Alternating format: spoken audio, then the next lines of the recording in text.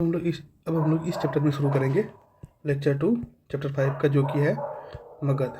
मगध का राइज, या फिर मगध कैसे राइज हुआ, या फिर मगध का डोमिनेंस क्यों बना रह गया, या फिर मगध इतना स्ट्रॉन्ग पावरफुल डायनेस्टी, या फिर इतना स्ट्रॉन्ग महाजनपद कैसे हो गया। मगध भी क्या है, एक महाजनपद भी है, महाजनपदा ही है, महाजनपदा ही है। लेकिन ये इतना स्ट्रॉन्ग क्यों हो गया, या फिर कैसे हो गया। इससे पहले वाले लेक्चर हमने क्या देखा था, इससे पहले वाले लेक्चर में देखा था हमने 16th महाजनपद। क्या देखा था, 16th महाजनपद। सॉरी, थोड़ा ये कुत्ता डिस्टर्ब कर रहा है, पर इट्स ओके। तो 16 महाजनपद हमने देखा था इसके पहले वाले लेक्चर में। इस लेक्चर में हम लोग देखेंगे मेनली मगध के ऊपर फोकस करेंगे, मगध, और लास्ट में जाकर के थोड़ा सा इंट्रोडक्शन देंगे हम लोग अलेक्जेंडर का। ठीक है, अब लोग शुरू करते हैं राइज ऑफ मगध। मगध का कहाँ से राइज हुआ। Magadh was the EP centre of power in ancient India. Ancient India में मगध क्या था, पावर का ईपी सेंटर था। मीन्स पावर मेनली, या फिर मीन प्रशासन, या फिर जो भी बोल सकते हैं, पावर मेनली यहाँ पर लाई करता था। यहाँ पे लोगों के पास बहुत पावर था। Reference to Magadh have also been found in Ramayana and Mahabharata. Ramayana और महाभारत में भी मगध का रेफरेंस दिया गया है। क्या दिया गया, रामायण और महाभारत में भी मगध का कुछ ना कुछ रेफरेंस दिया हुआ है। Similar to Anglo French wars were multiple wars were found. Anglo French wars की तरह, जो एंग्लो फ्रेंच वार हुआ था जहाँ पर कि मल्टीपल वार हुआ था, उसी तरीके से क्या हुआ, अल्टीमेट पावर होल्डर, भारतवर्ष पर अल्टीमेट पावर जिताने के लिए, अल्टीमेट पावर करने के लिए फ्रेंच और इंग्लिश में क्या हुआ था, बहुत सारा वार हुआ था। उस वार में से क्या क्या है, जैसे बैटल ऑफ थॉम, अंबूर और Wandiwash. Battle of Thome, battle of Ambur और बैटल ऑफ वन डिवास, किसके बीच में, भारतवर्ष पर राज करने के लिए ब्रिटिश और फ्रेंच में बहुत सारा युद्ध हुआ था। उसी तरीके से इस सिचुएशन में भी, एंशिएंट पीरियड के इस सिचुएशन में भी टोटल लगभग 4 महाजनपद ऐसा होगा, महाजनपदा, जो कि लास्ट में उभर करके आया। मीन्स 16 महाजनपद में से लगभग यहाँ से 4 महाजनपद ऐसा आया जिसने कि क्या करा, जिसने कि आगे रूल किया, मीन्स अपने डोमिनेंस को बरकरार रखा। उसके बाद देखते हैं हम लोग मगध, कौशला, वत्स और अवंती, ये 4 महाजनपद थे। कौन कौन से, मगध, कौशला, वत्स और अवंती, ये 4 महाजनपद ऐसे हुए जिन्होंने कि क्या करा, अपना डोमिनेंस बरकरार रखा, या फिर अपना, कहने का मतलब है कि अपनी चीज़ों को कर करके रखा। कौशला किसके अंदर था, कौशला था प्रसन्नजीत के अंदर, राजा प्रसन्नजीत के अंदर। कौशला किसके अंदर था, राजा प्रसन्नजीत के अंदर। His sister Kaushala Devi was married of to the king of Magadh. अब मगध और ये 4 डायनेस्टी था, ये 4 महाजनपद था। क्या क्या, मगध, कौशला, वत्स और अवंती। अब मगध और कौशल में क्या हो गया, मगध और कौशल में मैट्रिमोनियल अलायंस हो गया, मगध और मैट्रिमोनियल अलायंस हो गया। क्या हो गया, मैट्रिमोनियल अलायंस हो गया, किसके बीच में, मगध और कौशल के बीच में। अब ये दोनों मिल करके क्या हो गया, एक हो गया, मगध और कौशल मिल करके एक हो गया। अब अवंती और वत्स में क्या हुआ, अवंती ने क्या करा, इसको डिफीट कर दिया।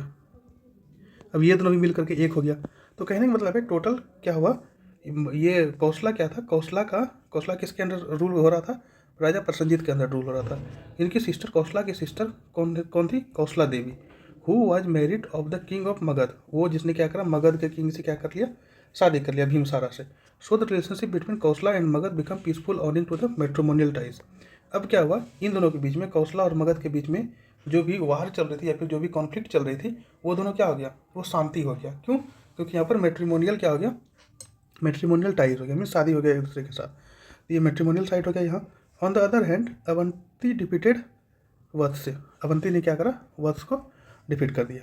Magadh and Avanti fought for nearly, Magadh और अवंती लगभग, अब कौन कौन बच गया, मगध, टोटल 4 महाजनपद बचा था। क्या क्या, मगध, कौशला, वत्स और अवंती। मगध ने किसके साथ शादी कर लिया, मगध के राजा जो थे भीमबिसरा, उसने किसके साथ, कौशला जो प्रसन्नजीत की बहन थी कौशला देवी, उनके साथ शादी कर लिया, और क्या कर लिया, मैट्रिमोनियल अलायंसेस कर लिया, मैट्रिमोनियल टाइज कर लिया। उसके बाद अवंती का ने, ये अवंती ने किसको हरा दिया, वत्स को हरा दिया। अब कौन कौन मेन लीडर हो गया, मगध और अवंती, क्योंकि ये दोनों मिल करके एक हो गया और ये दोनों मिल करके एक हो गया। अब इन दोनों के बीच में क्या हुआ, इन दोनों के बीच में लड़ाई होना शुरू हुआ। मगध और अवंती ने लगभग 100 साल तक लड़ाई किया, लगभग 100 साल तक लड़ाई किया। Become the greatest power but later they B फ्रेंडेड each other. Greatest power बनने के लिए, अपने युग का ग्रेटेस्ट पावर बनने के लिए मगध और अवंतिका ने क्या करा, अवंती ने 100 साल तक लड़ाई किया।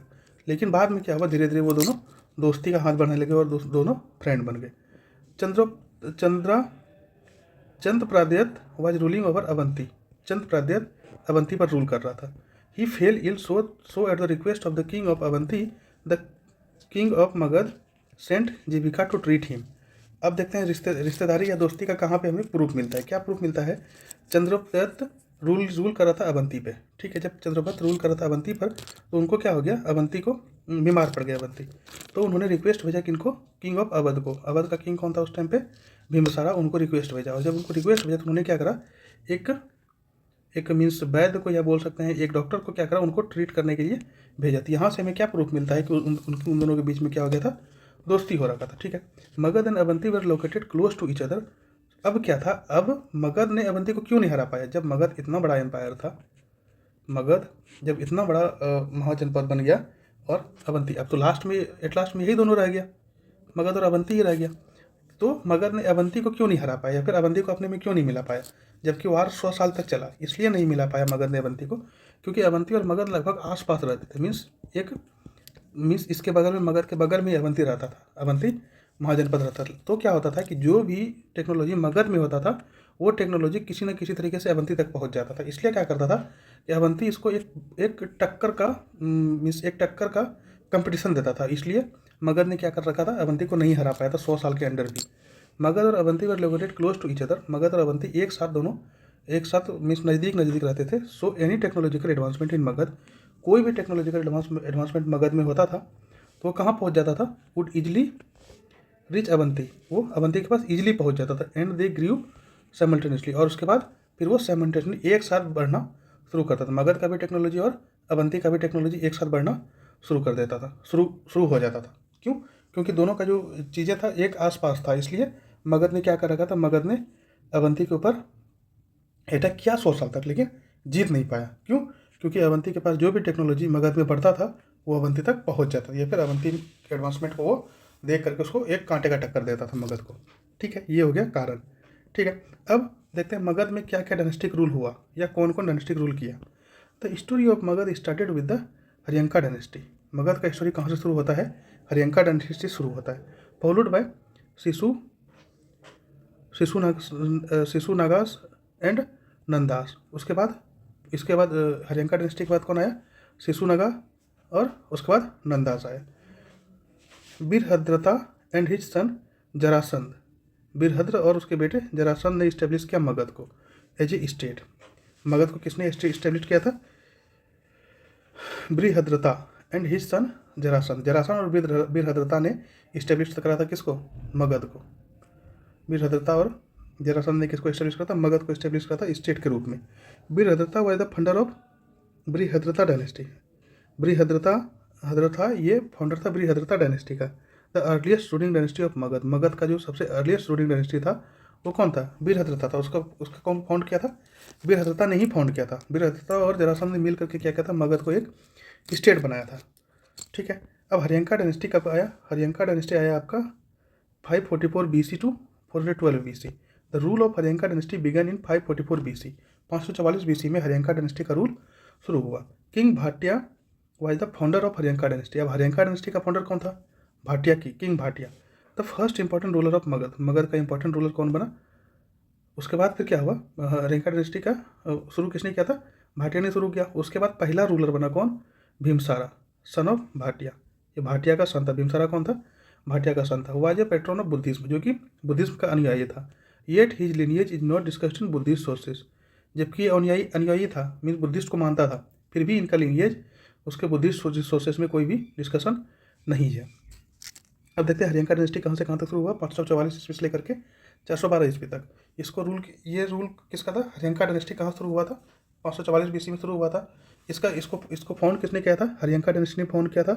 First important ruler of Magadha. Magadha का पहला इंपॉर्टेंट रूलर कौन बना, भीमसारा बना, जो कि सन ऑफ भाटिया का सन था, ठीक है। अब भीमसारा का देखते हैं क्या रोल रहा। भीमसाराज कैपिटल वाज राजगिरा और गिरिराजा। भीमसारा का कैपिटल कौन था? भीमसारा का कैपिटल कहाँ हुआ? राजगिरा। मीन्स राजगीर को राजगिरा भी बोलते थे और गिरिराज भी बोलते थे, क्योंकि वो पहाड़ी से घिरा हुआ था। He is described as Sainya that is one with an army. इसको क्या डिस्क्राइब करते हैं? सैन्य, जो कि इनके पास आर्मी था। It is also to be noted that Bimbisara was a contemporary of Buddha. ये भी नोट करना है कि भीमसारा क्या था? बुद्धा का कॉन्टेम्प्रेरी था। अब मैरिटल रिलेशन देखते हैं। मैरिटल रिलेशन क्या रहा?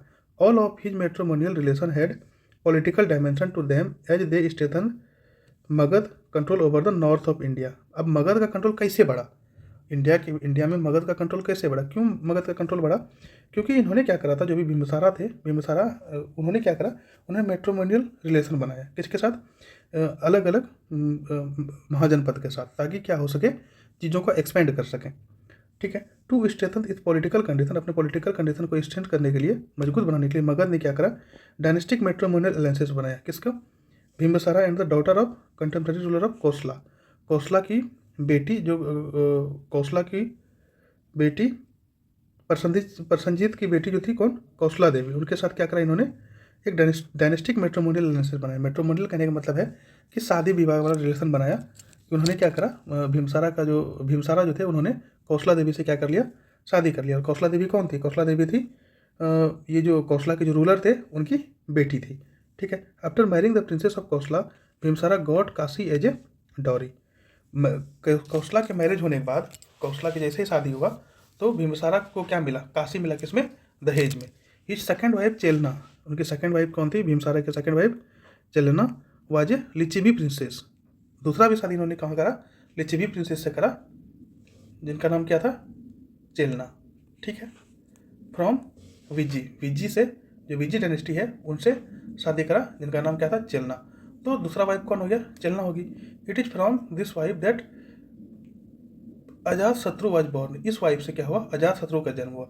His third wife was the princess of मद्रा, पंजाब। इनकी तीसरी पत्नी जो थी, वो तीसरी पत्नी किसकी प्रिंसेस थी? मद्रा की प्रिंसेस थी। After gaining influence over these regions, Bimbisara started attacking the eastern part of ancient Bharat. इन सारी जगह पे, जैसे कि लिच्छवी प्रिंसेस से शादी करके लिच्छवी की वो हो गया, कौशला का राजा भी बन गया, उसको काशी भी उसको दहेज में मिल गया।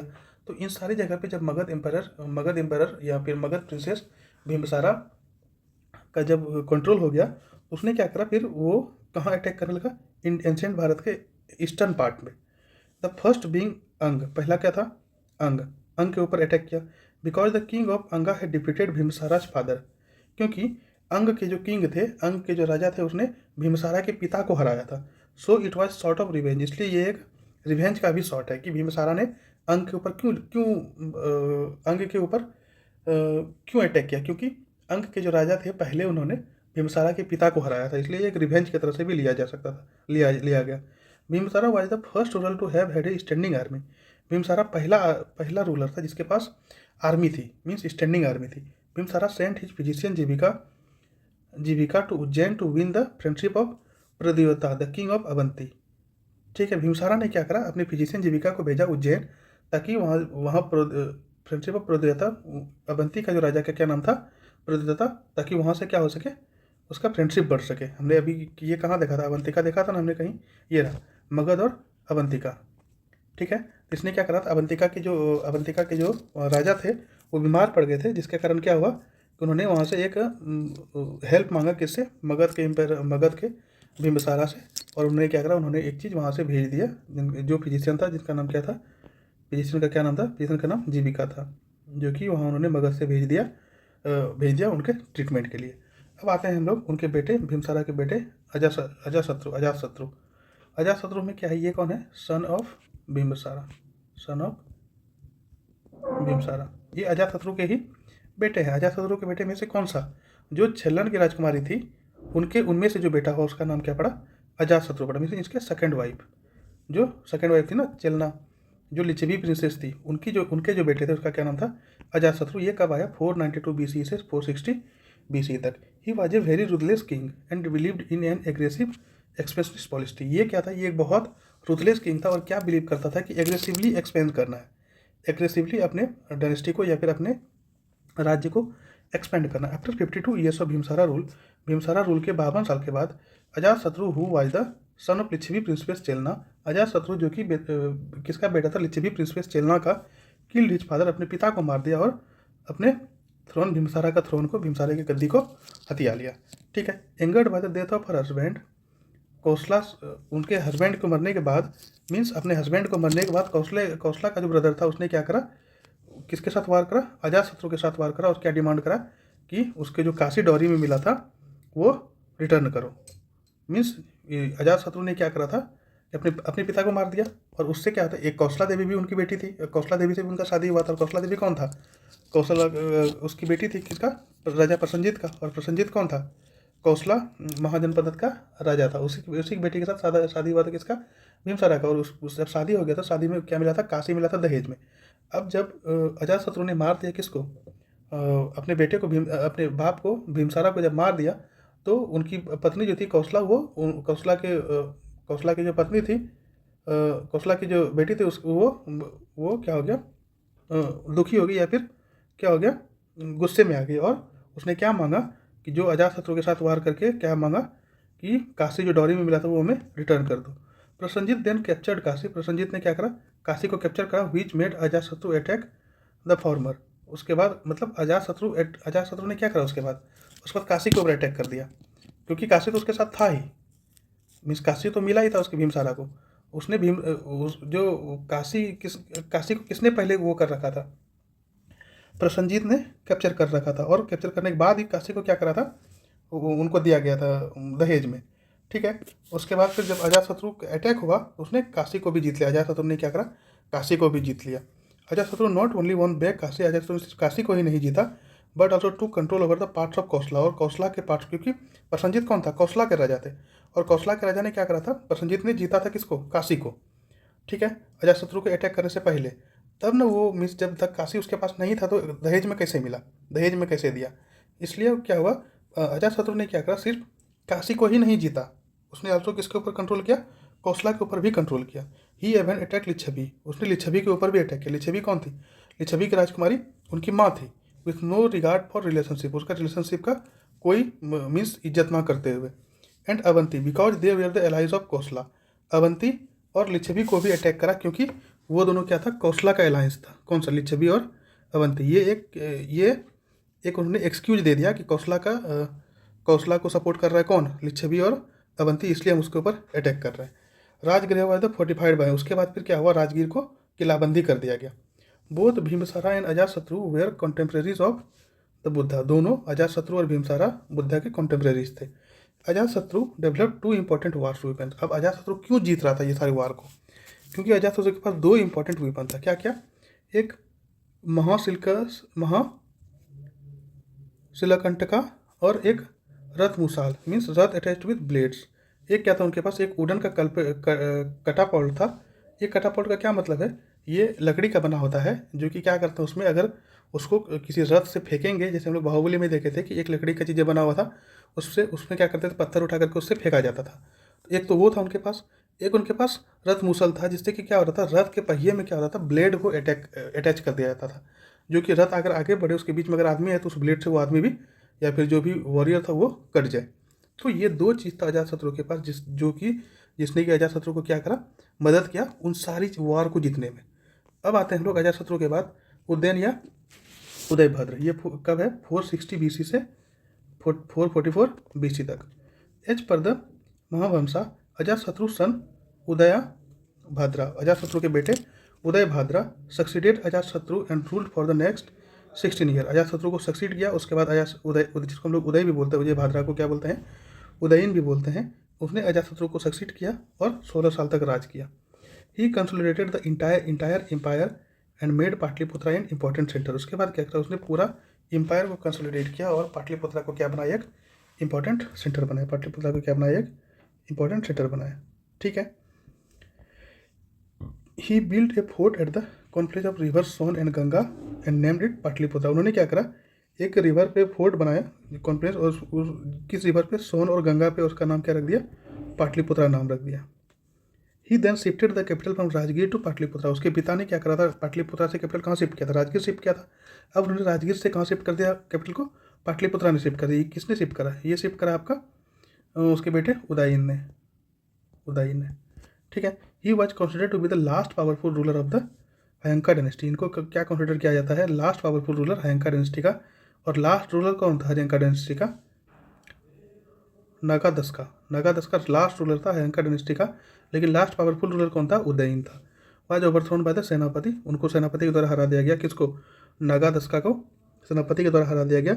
उसके बाद कौन आया,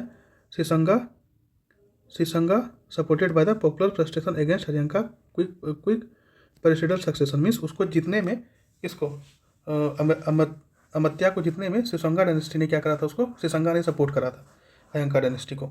ठीक है। अब सिसंगा डायनेस्टी शुरू होता है।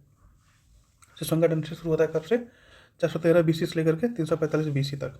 This period saw the end of rivalry between Magadh and Avanti. ये पीरियड क्या दिखाता है कि राइवलरी मगध और अवंती के बीच में जो राइवलरी था वो खत्म हो चुका था।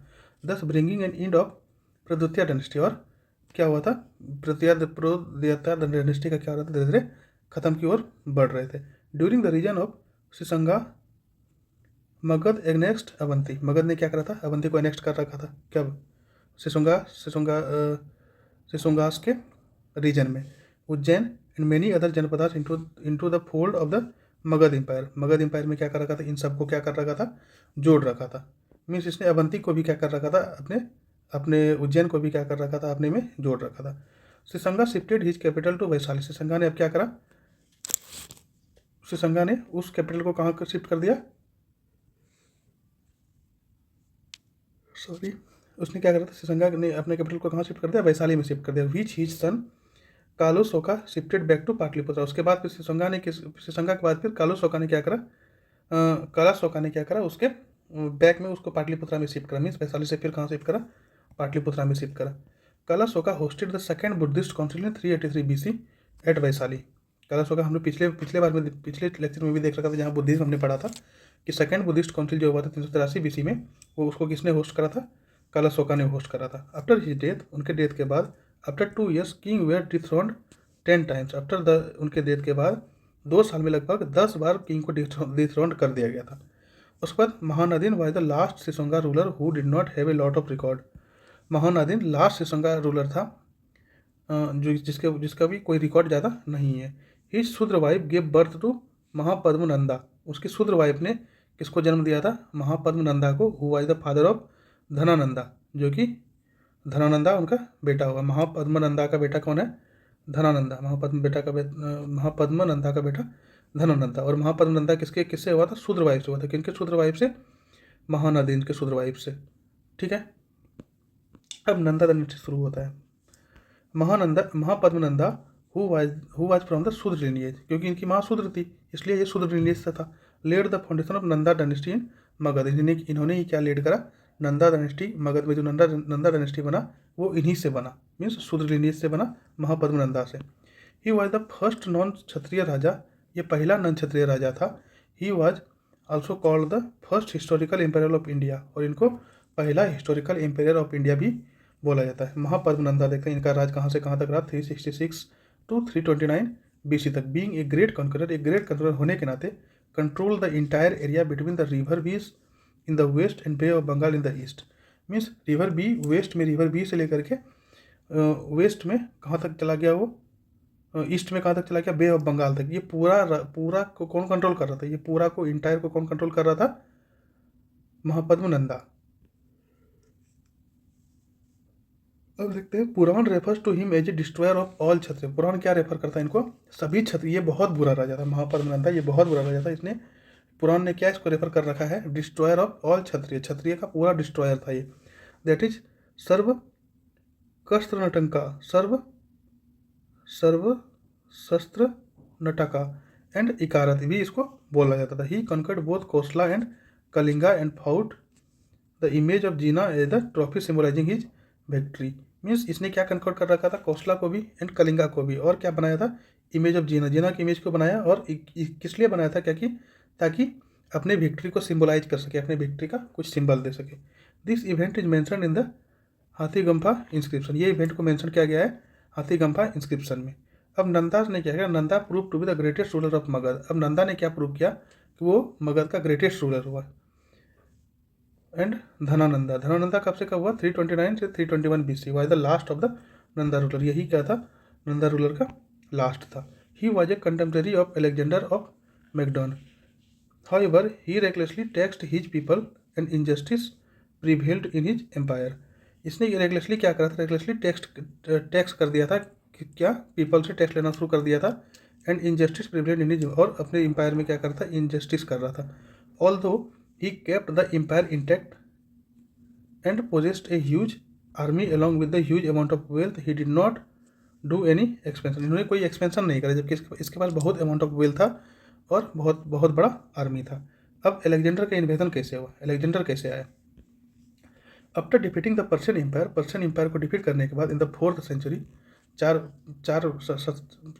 शताब्दी 4th सेंचुरी BC में जब पर्शियन एम्पायर को डिफीट किया किसने, अलेक्जेंडर ने, तो Alexander invade in the Indus valley in 326 BC। 326 BC में क्या हुआ, अलेक्जेंडर कहाँ इन्वेड किया, अलेक्जेंडर इन्वेड किया इंडस वैली में through the Khyber pass, Khyber pass से इन्होंने क्या करा, यहाँ इन्वेड करा। टू इंटर इंडिया, इंडिया में इंटर करने के लिए he cross the Hindu Kush mountain along with his army. India में इंटर करने के लिए इसने क्रॉस करा हिंदू कुश माउंटेन को अलोंग विथ हिज आर्मी, अपने आर्मी के साथ। After crossing the Indus, Indus को क्रॉसिंग करने के बाद अलेक्जेंडर फेस्ड अम्भिराज ऑफ तक्षशिला का अम्भिराज से फेस्ट करा किसने, अलेक्जेंडर में। Who was situated between the reverse of Indus and Jhelum, वो जो कि कहाँ सिचुएटेड है, इंडस और झेलम के बीच में सिचुएटेड है। कौन सा, अम्भिराज। कौन सा सिचुएटेड है, Ambhiraj. Now after crossing Jhelum, Jhelum को क्रॉस करने के बाद because of Ambhiraj surrendering, Ambhiraj ने क्या करा, सरेंडर कर दिया। उसके बाद फिर क्या हुआ, झेलम को क्रॉस करा किसने, अलेक्जेंडर ने। He had to face Porus, उसको फिर किससे फेस करना हुआ, पोरस से फेस करना हुआ। मीन्स क्या हुआ, इंडस को क्रॉस करने के बाद अलेक्जेंडर ने किसको फेस करा, अम्भिराज को फेस करा, जो कि कहाँ सिचुएटेड है, इंडस और झेलम के बीच में। उसके बाद जैसे ही उन्होंने अम्भिराज को हराया, उन्होंने झेलम क्रॉस करा। झेलम क्रॉस करने के बाद अम्भिराज ने क्या करा, झेलम को क्रॉस मीन्स अलेक्जेंडर ने झेलम को क्रॉस करा। झेलम क्रॉस करने के बाद अम्भिराज सरेंडर हो गया, मीन्स क्योंकि हरा दिया अम्भिराज को। जब अम्भिराज को हरा दिया तो वो सरेंडर कर दिया। सरेंडर करने के बाद उसको क्या करना पड़ा, पोरस को फेस करना पड़ा। Who was the ruler of kingdom between the Jhelum and Chenab river, जो कौन था, पोरस कौन था, पोरस था उस किंगडम का राजा जो कि झेलम और चेनाब रिवर के बीच में आ रहा था। उसी क्योंकि उसको आगे बढ़ना था, अलेक्जेंडर को इंडिया में घुसना था, तो पहले वो इंडस वैली की तरफ से आया। जब इंडस वैली की तरफ से सबसे पहले उसको कौन मिला, सबसे पहले उसको मिला अम्भिराज को उसने हराया, सरेंडर करवाया। उसके बाद उसको कौन मिला, उसके बाद मिला उसको पोरस कौन था, पोरस था झेलम और चिनाब रिवर के बीच में एक किंगडम था, उसी का रूलर था। Alexander proceeded to the battle of Hydaspes against Porus को अगेंस्ट क्या करा, उसने लड़ाई करा। कहाँ पर, उसका क्या नाम हुआ, battle of Hydaspes. Despite Porus defeat, Alexander was moved by his bravery. Despite Porus का डिफीट होने के बाद, या फिर पोरस के डिफीट होने के अलावा, Alexander was moved by his bravery, Alexander bravery के साथ मूव किया। ही दस gave him back his kingdom, उसने उसके किंगडम को बैक करा।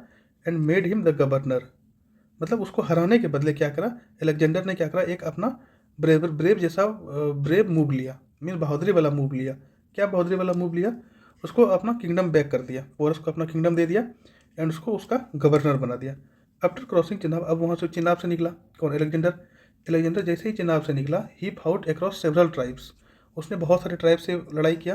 बट अपॉन कमिंग नियर बीच, जैसे ही वो इस मैं कहने मतलब इस महाजनपद के पास आया, मगध महाजनपद के पास आया, तो the army fear the gaj army of Dhanananda from the Nanda empire of Magadha. उसके आर्मी, किसके आर्मी, अलेक्जेंडर का आर्मी हार गया, किससे, मीन्स डर गया, किससे, गज आर्मी ऑफ द धनानंदा, क्योंकि धनानंदा के पास क्या था, हाथी का आर्मी था। क्या था उनके पास, उनके आर्मी में, धनानंदा के आर्मी में क्या था, हाथी भी था। तो उन हाथी को देख करके उनका आर्मी, अलेक्जेंडर का आर्मी क्या हो गया, डर गया। This is where Alexander retreats from India, जहाँ पर अलेक्जेंडर को इंडिया से रिट्रीट किया गया। Most defeated state were restored to their rulers who submitted to his authority which were eventually lost to Mauryan rulers, जो बाद में मौर्यन रूलर्स के द्वारा लॉस्ट किया गया। Seleucus Nicator was one of the 3 Greek governors who participated in the conquest of the Persian Empire and assumed the role of governors of the northwestern part of India, the region captured by Alexander Seleucus Nicator was one of the 3 Greek governor. ये 3 Greek governor में से एक था Seleucus Nicator, who participated in the conquest of Persian empire, जो कि जिसने कि participate करा कहाँ, पर्शियन एम्पायर को कॉन्क्वेस्ट करने में। And assume the role of governor of the northern west Parthia, और क्या करा, रोल ऑफ गवर्नर को एज्यूम करा, माना नॉर्थर्न पार्ट ऑफ इंडिया में, और एलेक्जेंडर के द्वारा वो रिलीजन कैप्चर्ड हुआ। अब हम लोग लास्ट पॉइंट पे आते हैं कि आखिर मगध इतना बड़ा एम्पायर कैसे बना, या फिर मगध इतना बड़ा कैसे बना। Why did Magadh turn out to be victorious, Magadh इतना बार विजयी कैसे रहा। तो इसमें देखते हैं लगभग 3-4 पॉइंट है टोटल। क्या है, पहले ज्योग्राफिकल फैक्टर देखते हैं कि जियोग्राफिकल फैक्टर क्या था मगध का। राजगीर जो था वो मगध का कैपिटल था। Was encircled by set of 5 hills, जो कि राजगीर क्या था, कैपिटल था किसका, मगध का, और उसको किसने घेर रखा था, 5 हिल्स ने घेर रखा था। That serve as a natural barrier, जो कि नेचुरल बैरियर की तरह सर्व कर रहा था मगध को, मीन्स मगध को प्रोटेक्ट कर रहा था किस तरह से, नेचुरल बैरियर की तरह। Any foreign state planning to attack Magadh, कोई भी फॉरेन स्टेट अगर प्लानिंग कर रहा था मगध को अटैक करने के लिए, उनको क्या करना पड़ता, उनको हिल को फाइनली क्या करना था, पास करना होता था। उसके बाद उनको इनर सर्किल ऑफ स्टेट में एंट्री मिलती थी, क्योंकि पहले वो 5 हिल को पास करेगा, उसके बाद उसको इनर सर्किल में, मगध के इनर सर्किल में एंट्री होगा। एक तो ये पॉइंट हो गया। Strategic location of Pataliputra, Pataliputra का strategic location, it was located at the confluence of the Ganga, ये कहाँ लोकेटेड है, गंगा के कॉन्फ्लुएंस में, Gandak and Son, making the terrain fertile and leading to the agriculture surplus. Strategic location क्या था पाटलिपुत्रा का, ये कहाँ लोकेटेड था, गंगा के कॉन्फ्लुएंस पे, गंडक और सोन के बीच में, और इसके कारण क्या था कि यहाँ का जो लैंड था बहुत फर्टाइल था, और वहाँ पर एग्रीकल्चर बहुत सरप्लस हो रहा था। The forest that surrounded Magadh provided enough timber which was used in defence, house hold and other requirement. जो भी फॉरेस्ट था मगध के पास, उसमें बहुत ज़्यादा टिम्बर का खेती होता था, जिसके जो कि किस में यूज आता था, डिफेंस में यूज आता था, घर के कामों में यूज आता था, एंड दूसरे रिक्वायरमेंट में यूज आता था।